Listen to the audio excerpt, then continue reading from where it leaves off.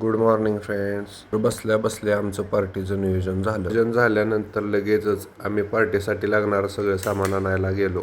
पलूसमधील भाजी मंडईतून सगळा भाजीपाला घेतला. त्यानंतर आम्ही गेलो खडे मसाले आणण्यासाठी आनंद बाजार येथे. तर आम्ही पार्टीसाठी जागा शोधली. आज आम्ही बनवणार होतो मस्तपैकी चुलीवरचं चिकन. वातावरण असल्यामुळे सगळ्यांचा मूड आज फ्रेश होता. बापू त्याच्या घरातील पातेले घेऊन आला. त्यानंतर सुरू झाला पातेलीला माती लावण्याचा कार्यक्रम. त्याला माती लावपर्यंत अनिकेतने कांदा चिरून घेतला. कांदा चिरून झाल्या लगेच अनिकेतने खोबरे चिरण्यासाठी घेतले. ते करत असताच लगेचच चूल पेटवली. चिरून झाल्या लगेचच यांनी खोबरे खायला सुरुवात केली. तर फ्रेंड्स, फायनली आमचं पातेलं चुलीवर गेलेलं आहे. गरम झाल्या लगेचच त्यामध्ये तेल टाकून घेतले. तर इकडं अजून कांदा कोथिंबीर चिरण्याचा कार्यक्रम सुरूच होता. तेल गरम झाले असल्यामुळे तेलामध्ये लगेचच कांदा टाकून घेतला.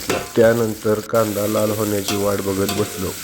तोपर्यंत आमचा प्रणित नाकातील शेंबूड ओढत कोथिंबीर चिरत होता. तोवर ह्याला चाकू कापला. तो हळू पार्टीसाठी लागणारे टोमॅटो पिशवीतून बाहेर निघले. चुलीला ताव नसल्यामुळे कांदा काही लवकर गरम होत नव्हता. बऱ्याच वेळानंतर फायनली कांदा लाल झालेला आहे.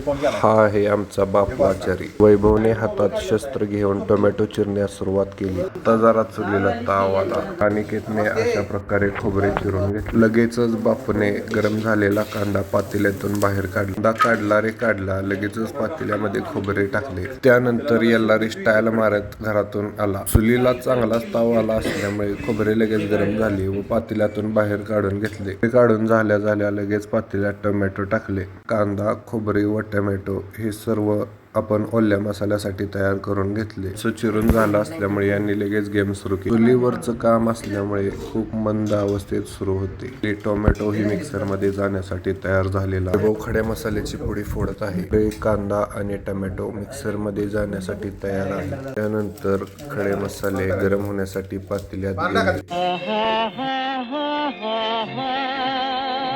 फायनली ओल्या मसाल्यासाठी लागणारे मटेरियल तयार झाले. त्यानंतर काळ्या पिशवीतून चिकन काढून ते धुण्यास सुरुवात झाली.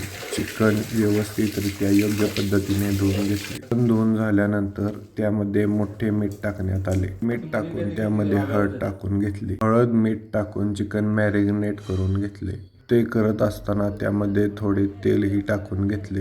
व्हिडिओ करत असल्यामुळे आज आमच्या बापू आचारीला जोश आलेला. व्हिडिओ काढला त्यामुळे जरा मग जोश आला. मॅरिनेट झालेले चिकन चुलीवर शिजवण्यासाठी घेतले. वर यांचा कोंदाच्या वरून वाद सुरू झाला.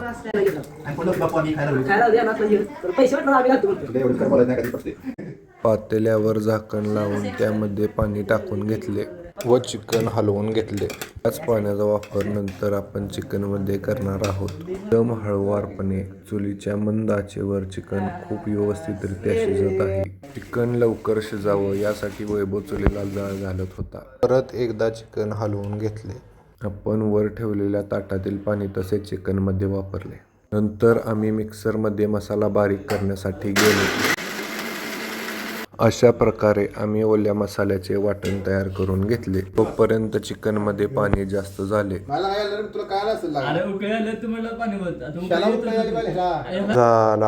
चुलीलाही याच टायमिंगला ताव आलेला. तर अशा प्रकारे आमच्या आळणी चिकन तयार झालेले आहे. ते चुलीवरून खाली घेतल्या एका अनुभवी व्यक्तीकडून त्याची टेस्ट कशी झाली आहे याचे समाधान करून घेतले. त्यानंतर वैभवने ही रस्सा खूप छान झाला आहे असे सांगितले व त्यानंतर पातेल्यामध्ये तेल टाकून घेतले. तेलामध्ये ओला मसाला टाकून घेतला. ओला मसाला खाली चिकटणार नाही याची काळजी घेत आम्ही तो ओला मसाला व्यवस्थितरित्या भाजून घेतला. ओल्या मसाल्यामध्ये आणखीन काही ॲडिशनल मसाले ॲड करून आम्ही रस्सा तयार करून घेतला. अशा प्रकारे आम्ही तयार केलेला रस्सा खाण्यासाठी तयार झालेला आहे. सगळेजण आपापले सामान घरून घेऊन येऊपर्यंत आमची चर्चा सुरू झाली. नंतर आम्ही सर्वजण मिळून जेवून घेतले व आपापल्या घरी आलो. धन्यवाद.